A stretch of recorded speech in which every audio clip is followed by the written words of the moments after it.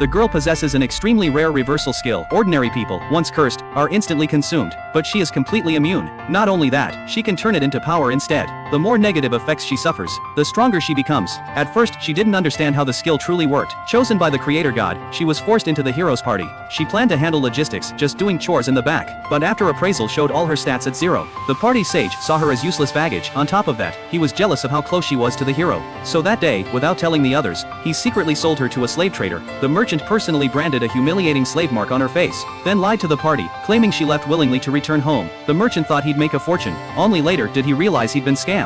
A slave with no combat power simply wouldn't sell. Seeing he had many such trash, he dumped them all into a dungeon. Then he released the weakest monsters, ghouls, and made them fight each other. It was just entertainment after tea. He even said that if someone survived, they'd earn the right to become merchandise again. But fighting barehanded was basically impossible, so he generously provided a single weapon. One man thought he'd found his chance, but as the greatsword began to glow, his palm suddenly started to melt. In moments, his entire body dissolved into a pool of blood. The sword was heavily cursed. The moment it touched flesh, it rapidly liquefied it, watching others die before her eyes. The girl fell into despair, but rather than being eaten alive by ghouls, she chose to die with some dignity. So she grabbed the cursed sword. To her surprise, the curse didn't harm her at all. Instead, it gave her unprecedented power. The merchant was terrified. Not melting was one thing, but even her bitten wounds healed instantly. As the ghouls attacked again, a scene flashed through her mind. It was a sword style used by the hero's female companion.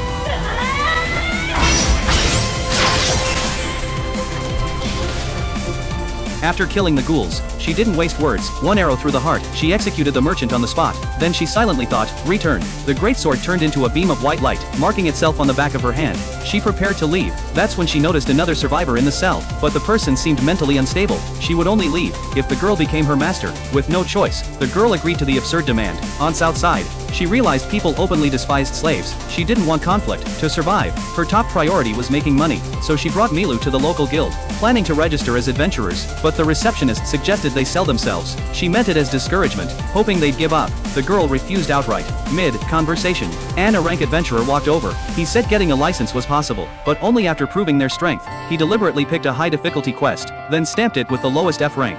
Anyun could tell it was a death sentence because of his ties with the guild. The receptionist didn't dare say a word. The girl thought she'd met a kind person. What she didn't know was that next, she'd be facing a D rank quest, several times harder than F.